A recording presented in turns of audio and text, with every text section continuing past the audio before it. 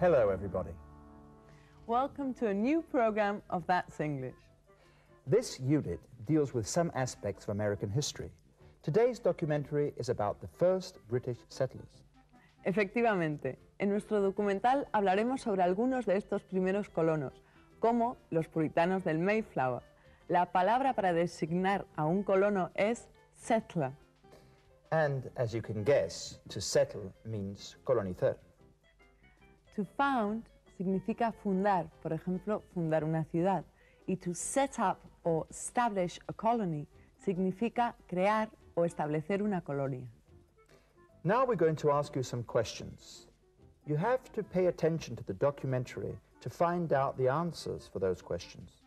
The first question is, who were the Pilgrim Fathers? Our next question is, in what way were the Spanish and British colonizations different?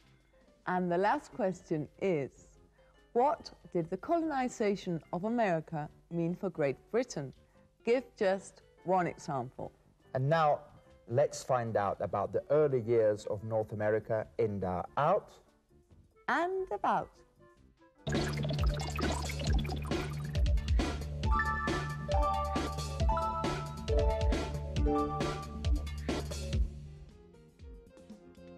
The United States of America has played a very important role in the spread of English throughout the world.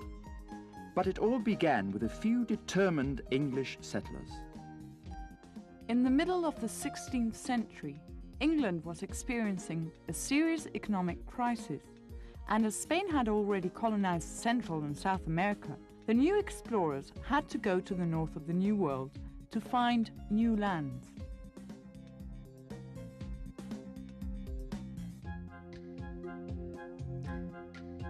(1607) was an important date in the British colonization of the New World.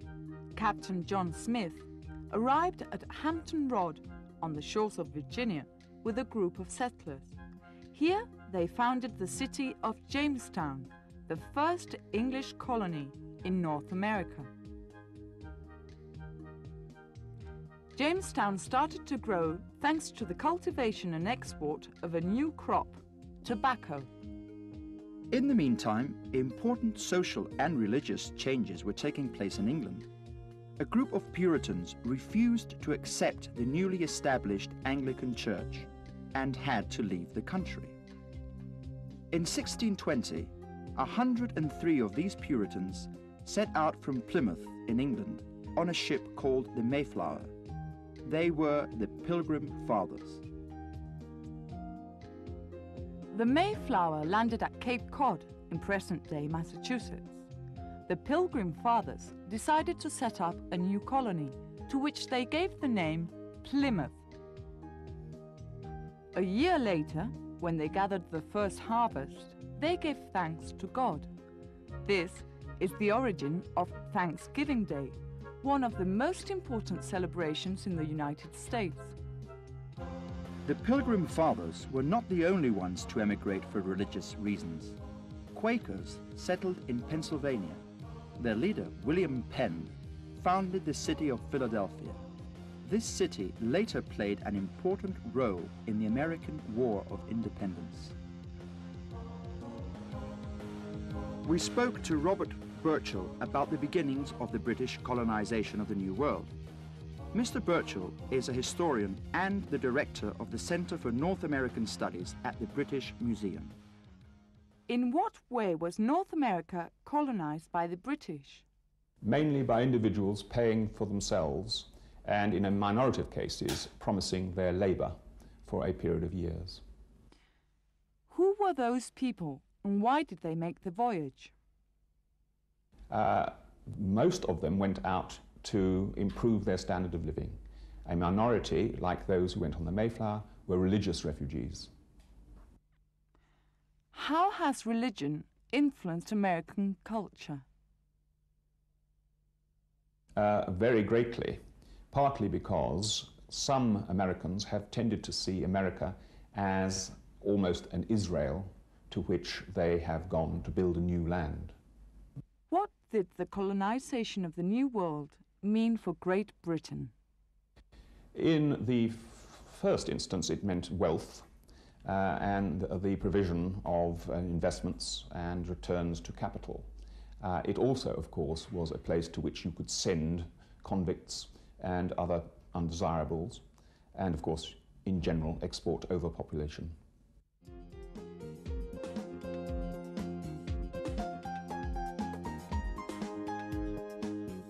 The New World split into two big blocks. The south belonged to Spain and Portugal, and the north mainly to England. There were, however, important differences in the way each block was colonized. Mr. Burchell told us about them. In the Spanish case, the state and the church played central roles, but in the English case, and the British case, the state and the church did not play a role. It was the individuals themselves who made the decision to emigrate and who built the societies once they arrived.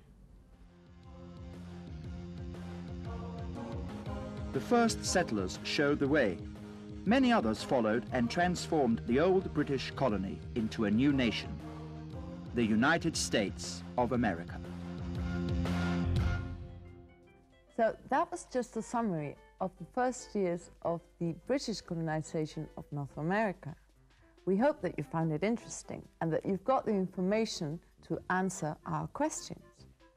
The first question was, who were the Pilgrim Fathers? Let's see.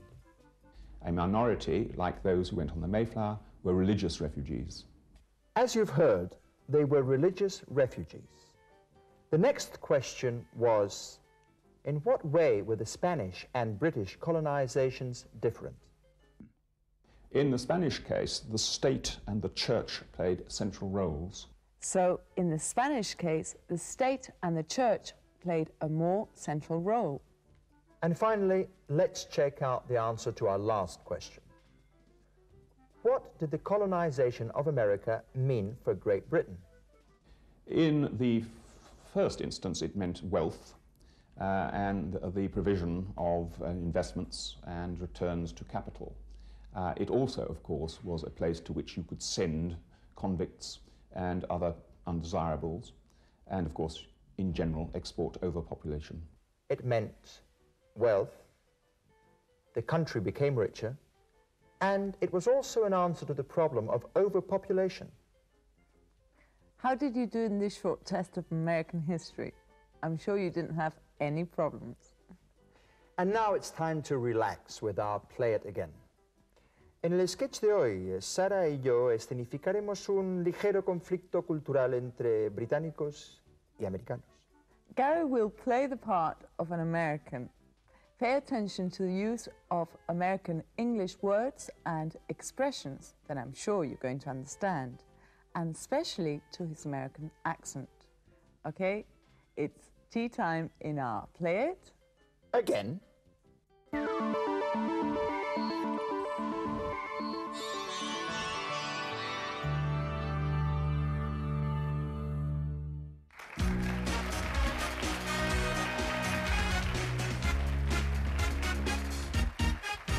Hello, good evening.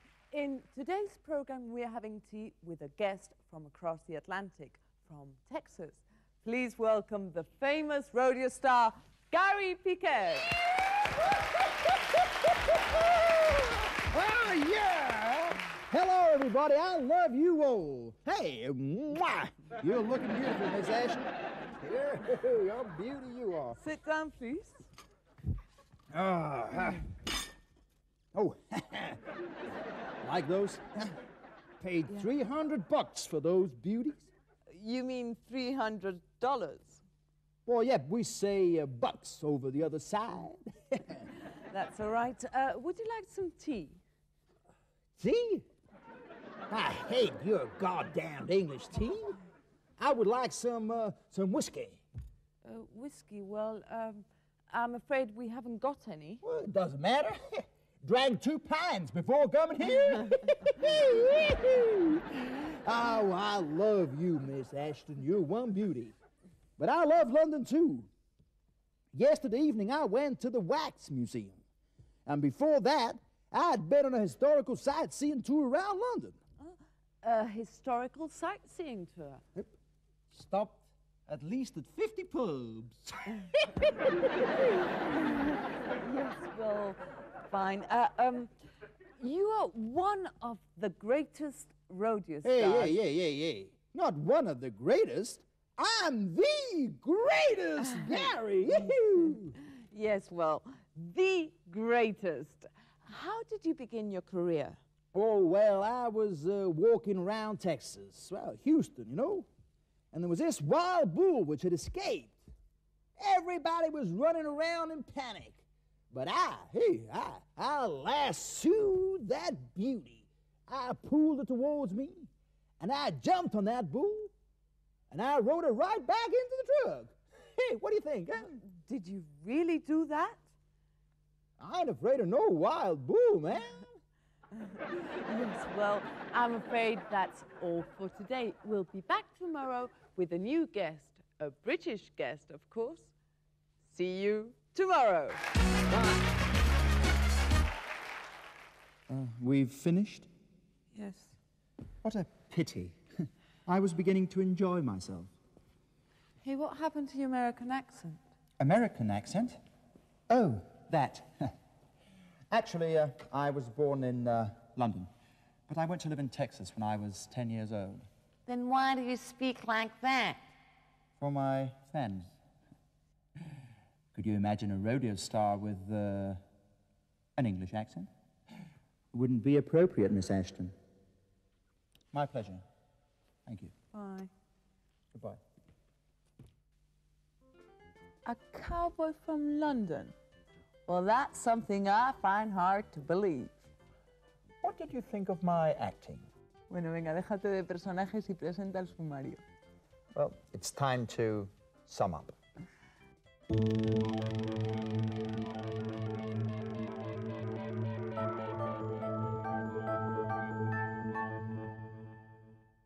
In this unit, we've learned some American English words, such as I paid $300 for them. We've also learned to talk about two actions at different moments in the past. he had already worked in a department store when he became a cab driver. And we've learned to use the ing form after prepositions. Besides being a rodeo star, I'm a champion liar. Y por último, hemos aprendido a utilizar el pronombre one para sustituir a algo ya nombrado. I like that car, the red one. So that's all for today. Yep. We traveled to the early years of American history. We had a great time with our sketch. Huh? And we had a look at what we've learned in this unit. I don't think we could do more. Now it's your turn to devote some time to the book and the cassette. We'll be seeing you in the next program of That's English. That's right, folks. We'll be seeing you. Have a nice day.